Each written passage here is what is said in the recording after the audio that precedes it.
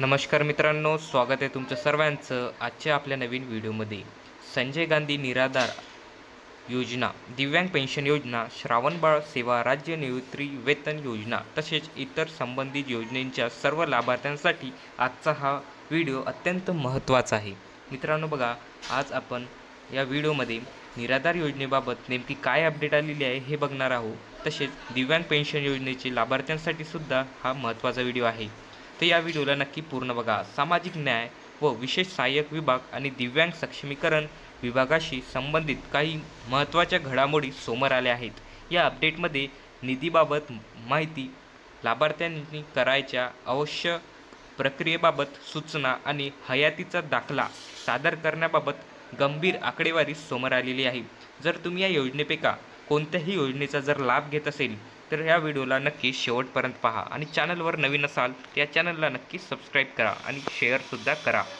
मित्रांनो बघा, आता सर्वात आधी ही महत्त्वाची अपडेट समजून घेऊया. सामाजिक न्याय व विशेष सहाय्यक विभागाशी संबंधित एक माहिती समोर आली आहे. या माहितीनुसार या विभागातील काही निधी दुसऱ्या विभागाकडे वर्ग करण्यात आली असून तो निधी लाडकी बहीण योजना लाभार्थ्यांना देण्यात येणार असल्याचे सांगितले जात आहे. आता हे सोप्या भाषेत नेमकं काय आहे हे समजून घेऊया. संजय गांधी निराधार योजना ही आता बघा मित्रांनो, संजय गांधी निराधार योजना ही सामाजिक न्याय व विशेष सहाय्यक विभागामार्फत राबवली जाते. त्यामुळे या योजनेच्या लाभार्थ्यांना मिळणारे मासिक अनुदान याच विभागाकडून मंजूर करून त्यांच्या बँक खात्यात जमा केले जाते. मात्र आता समोर आलेल्या माहितीनुसार या विभागातील काही निधी दुसऱ्या विभागाकडे वर्ग करण्यात आल्याचे सांगितले जात आहे.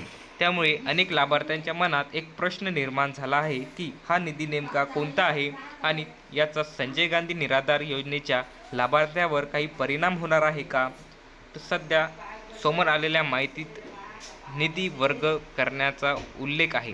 त्यामुळे या घडामोडीमुळे लाभार्थ्यांमध्ये विविध चर्चा सुरू झाल्या आहेत. पुढे या संदर्भात आणखी मोठी कोणती माहिती समोर येते याकडे सर्वांचे लक्ष लागले आहे. मित्रांनो बघा, आता या अपडेटनंतर अनेक लाभार्थ्यांच्या मनात काही महत्त्वाचे प्रश्न निर्माण झाले. सर्वप्रथम एक गोष्ट लक्षात घ्या. बघा, लाडकी बहीण योजना ही महिला व बालविकास मार्ग विभागामार्फत राबवली जाते. त्यामुळे या योजनेसाठी लागणारा निधी ही त्या विभागाकडूनच उपलब्ध होणे अपेक्षित असते. मात्र आता सामाजिक न्याय व विशेष सहाय्यक विभागातील काही निधी दुसऱ्या योजनेसाठी वर्ग झाल्याची माहिती समोर आल्यानंतर अनेक लाभार्थी विचारत आहेत की याचा संजय गांधी निराधारावर काही परिणाम तर होणार नाही का? तर बघा, कारण बघा, अनेक लाभार्थी असे आहेत ज्यांना अजूनही वेळेवर अनुदान मिळत नाही. काही जणांचे एक किंवा अधिक हप्तेही प्रलंबित असल्याच्या तक्रारी सातत्याने समोर येत असतात. त्यामुळे लाभार्थ्यांच्या मनात आणखीन एक प्रश्न निर्माण झाला आहे. ज्या लाभार्थ्यांचे अनुदान अजूनही बाकी आहे त्या निधीचे पुढे काय होते? तो निधी तसाच राखून ठेवला जातो की इतर कोणत्या विभागाकडे वर्ग केला जातो? सध्या समोर आलेल्या माहितीनुसार हे प्रश्न चर्चेत आले आहे. त्यामुळे अनेक लाभार्थी याबाबत अधिकृत आणि स्पष्ट माहितीची वाट पाहत आहेत. मित्रांनो आता बघा, आता या अपडेटमधील सर्वात महत्त्वाची माहिती पाहूया. बघा, सामाजिक न्याय व विशेष सहाय्य विभागाने नुकतेच एक नवीन नोटिफिकेशन जारी केले आहे आणि हे नोटिफिकेशन संजय गांधी निराधार योजनेच्या अनुदान योजनेतील सर्व लाभार्थ्यांसाठी अत्यंत महत्त्वाचं आहे. या नोटिफिकेशनमध्ये स्पष्टपणे सांगण्यात आले आहे की सर्व पात्र लाभार्थ्यांनी बेनिफिशरी सत्यापन ॲपच्या माध्यमातून आपले डिजिटल लाईफ सर्टिफिकेट म्हणजेच हयातीचा दाखला सादर करणे आवश्यक आहे. आता काही जणांच्या मनात प्रश्न येईल की ही नवीन अट काय आहे? ही नवीन अट आहे काय? तर तसे नाही बघा, कारण यापूर्वीच 7 मे 2026 रोजीच्या शासन निर्णयामध्ये शासनाचे हयातीचा दाखला सादर करण्याबाबत स्पष्ट सूचना दिल्या होत्या. म्हणजे ही प्रक्रिया अचानक सुरू झालेली नाही, तर त्याबाबत शासनाने आधीच मार्गदर्शन सूचना दिली होत्या. आता बघा, पुन्हा एकदा विभागाने नोटिफिकेशन काढून लाभार्थ्यांना ही प्रक्रिया लवकरात लवकर पूर्ण करण्याची आठवण करून दिली आहे. म्हणून जर तुम्ही संजय गांधी निराधार योजनेच्या लाभार्थी असाल तर हा मुद्दा अजिबात दुर्लक्ष करू नका आणि आवश्यक असल्यास तुमचा हयातीचा दाखला वेळेत सादर करा. आता बघा, आता या नोटिफिकेशनद्वारे अधिकृत आकडेवारी पाहूया. बघा, सामाजिक न्याय व विशेष सहाय्यक विभागाने लाभार्थ्यांनी हयातीचा दाखला किती प्रमाणात सादर केला आहे याची माहितीही जाहीर केली आहे. आता बघा, या आकडेवारीनुसार संजय गांधी निराधार योजने अनुदानामुळे राज्यभरात एकूण 38,26,063 लाभार्थी आहेत. यापैकी फक्त 13,26,000 लाभार्थींनीच डिजिटल लाईफ इन्शुरन्स म्हणजेच हयातीचा दाखला सादर केलेला आहे. म्हणजेच बघा, जर आपण ही आकडेवारी पाहिली तर एक गोष्ट स्पष्ट होते की एकूण लाभार्थ्यांच्या तुलनेत खूप कमी लाभार्थ्यांनी ही प्रक्रिया पूर्ण केलेली आहे. याचा सरळ अर्थ असा आहे की अजूनही मोठ्या संख्येने लाभार्थ्यांनी हयातीचा दाखला सादर केलेला नाही. त्यामुळे विभागाकडून वारंवार सूचना दिल्या जात आहेत की ज्या लाभार्थी अद्याप ही प्रक्रिया पूर्ण केलेली नाही त्यांनी ती शक्य ते लवकरात लवकर हयातीचा दाखला सादर करणे गरजेचे आहे. आता बघा, महत्त्वाची आकडेवारी पाहूया. सामाजिक न्याय व विशेष सहाय्यक विभागाने दिलेल्या माहितीनुसार अजून तब्बल 25,647 लाभार्थ्यांनी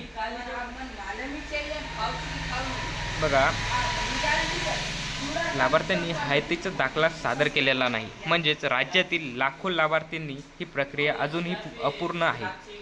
ही संख्या खूप मोठी असल्याने प्रशासनाने याकडे गांभीर्याने लक्ष वेधले आहे. याच कारणामुळे शासन आणि संबंधित विभागाकडून वारंवार सूचना दिल्या जात आहे की ज्या लाभार्थ्यांनी अद्याप हयातीचा दाखला सादर केलेला नाही त्यांनी शक्यतो तितक्या लवकर सादर करावा. कारण शासनाला प्रत्येक लाभार्थ्यांची माहिती अद्ययावत असणे आवश्यक आहे. त्यामुळे ही प्रक्रिया लवकर पूर्ण करणे गरजेचे आहे.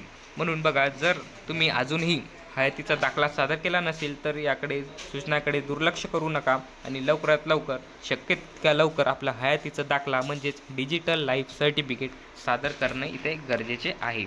आता बघा, एक महत्त्वाचा मुद्दा इथे समजून घेऊया.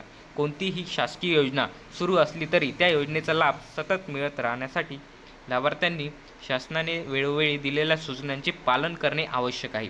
उदाहरणार्थ, जर शासनाने एखादी कागदपत्र सादर करण्यास सांगितले आणि ते वेळेत सादर केले नाही तर संबंधित लाभार्थ्यांच्या प्रकरणात अडचणी निर्माण होऊ शकतात. त्यामुळे योजनेचा लाभ मिळण्यास विलंब होऊ शकतो किंवा इतर प्रशासकीय प्रक्रिया थांबू शकतात. याच कारणामुळे सामाजिक न्याय व विशेष सहाय्यक विभाग लाभार्थ्यांना वारंवार सूचना देत आहे की शासनाकडून ज्या सूचना दिल्या जात आहेत त्या वेळोवेळी पूर्ण करा आणि आवश्यक कागदपत्रे सुनिश्चित करा, मुदतीत सादर करा. म्हणूनच या नोटिफिकेशनचा मुख्य उद्देश एकच आहे की प्रत्येक लाभार्थ्यांनी बघा शासनाच्या सूचनाचे वेळेत पालन केले पाहिजे, जेणेकरून पुढे योजनेचा लाभ त्यांना मिळत राहील व कुठलीही अडचण त्यांना होणार नाही. आता बघा, अनेक लाभार्थ्यांच्या मनात एक प्रश्न असेल की डिजिटल लाईफ इन्शुरन्स नेमकं काय आहे. बघा, अगदी सोप्या भाषेत सांगतो. बघा, डिजिटल लाईफ इन्शुरन्स म्हणजे हयातीचा दाखला म्हणजेच संबंधित लाभार्थी जिवंत असल्याची नोंदणीकृत शासनाकडे जमा करणे.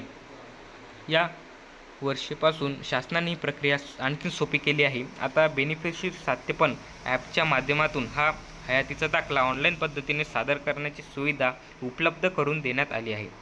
मात्र बघा, प्रत्येक लाभार्थ्यांना ऑनलाईन प्रक्रिया करता येईलच असे नाही. त्यामुळे ज्यांना ऑनलाईन अर्ज करणे शक्य नाही त्यासाठी पूर्वी ज्या पद्धतीने हयातीचा दाखला सादर केला जात होता ती सुविधा कायम ठेवण्यात आली आहे. म्हणजेच बघा, ऑनलाईन करता येत नसेल तर ऑनलाईन करा, ज्यांना ऑनलाईन करता येत असेल ऑनलाईन करा आणि शक्य नसेल तर पूर्वीच्या पद्धतीने हयातीचा दाखला सादर करा. शासनाने दोन्ही पर्याय लाभार्थ्यांसाठी उपलब्ध करून दिले आहेत. त्यामुळे कोणत्याही लाभार्थ्यांना अडचण निर्माण होऊ नये याच यामागचा उद्देश आहे. आता बघा, हयातीचा दाखला सादर न केल्यास काय होऊ शकते. बघा, सर्वात महत्त्वाचा मुद्दा समजून घेऊया. बघा, सामाजिक न्याय व विशेष सहाय्यक विभागाने या संदर्भात स्पष्ट सूचना दिल्या आहेत. जर एखादा लाभार्थी आवश्यक हयातीचा दाखला वेळेस सादर केला नाही तर त्याला या योजनेचा लाभ मिळण्यास अडचणी येऊ शकतात. म्हणजेच इतकेच नाही तर विभागाने असेही स्पष्ट केले आहे की हयातीचा दाखला सादर न करणाऱ्या लाभार्थ्यांना योजनेमधून वगळण्याची कारवाईसुद्धा केली जाऊ शकते. म्हणून हा विषय हलक्यात घेण्यासारखा नाही. जर तुम्ही या योजनेचे लाभार्थी असाल आणि अद्याप हयातीचा दाखला जर सादर केला नसेल तर शक्य तितक्या लवकर तुम्हाला हे हयातीचा दाखला म्हणजे डिजिटल लाईफ सर्टिफिकेट इथे सादर करणं गरजेचे आहे. तर वारंवार सूचना का दिल्या जात आहेत. हा मोठा प्रश्न आहे बघा. कारण आता बघा अनेक जण विचारतील की शासनाकडून याबाबत वारंवार सूचना का दिल्या जात आहेत. यामागचं मुख्य कारण म्हणजे विभागाने जाहीर केलेल्या आकडेवारीनुसार अजूनही लाखो लाभार्थ्यांनी हयातीचा दाखला सादर केलेला नाही. म्हणूनच प्रशासन वारंवार लाभार्थ्यांना आवाहन करते आहे की ज्यांनी अद्याप ही प्रक्रिया पूर्ण केलेली नाही त्यांनी ते लवकरात लवकर पूर्ण करावी. याच उद्देशाने विभागाने पुन्हा एकदा अधिकृत नोटिफिकेशन जारी करून आकडेवारीसही लाभार्थ्यांना सूचना दिल्या आहेत. त्यामुळे जर तुम्ही अद्याप हा दाखला सादर केला नसेल तर उशीर न करता लवकरात लवकर हा सादर करावा. आता बघा शिल्लक निधीबाबत चर्चेत आलेला मुद्दा. आता या अपडेटमधील आणखीन एक महत्त्वाचा मुद्दा ते आपण इथे समजून घेऊया. सामाजिक न्याय विभागातील काही निधी दुसऱ्या विभागाकडे वर्ग झाल्याची माहिती समोर आल्यानंतर अनेक लाभार्थ्यांच्या मनात प्रश्न आला आहे. तो प्रश्न म्हणजे बघा, जर एखाद्या लाभार्थ्याने शासनाने सांगितलेली प्रक्रिया पूर्ण केली नाही, आवश्यक कागदपत्रे वेळेस सादर केले नाही किंवा तो योजनेसाठी अपात्र ठरला तर त्या लाभार्थ्यांच्या नावावर असलेला शिल्लक निधी पुढे काय होतो. तर बघा तो निधी इतर विभागाकडे वर्ग केला जातो का, याच मुद्द्यावर सध्या चर्चा सुरू आहे. तर मात्र बघा दुसरीकडे एक गोष्ट ही लक्षात घेणे महत्त्वाचे आहे.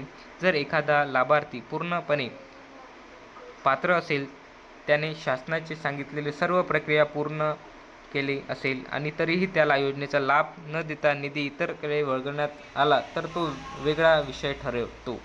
पण म्हणून या दोन्ही परिस्थितीत वेगळ्या आहेत आणि याबाबत अनेक लाभार्थ्यांमध्ये सध्या चर्चा सुरू असल्याचे या अपडेटमध्ये सांगण्यात आले आहे. आता बघूया इथे ऑगस्टच्या हप्ता वितरणाबाबत अपडेट.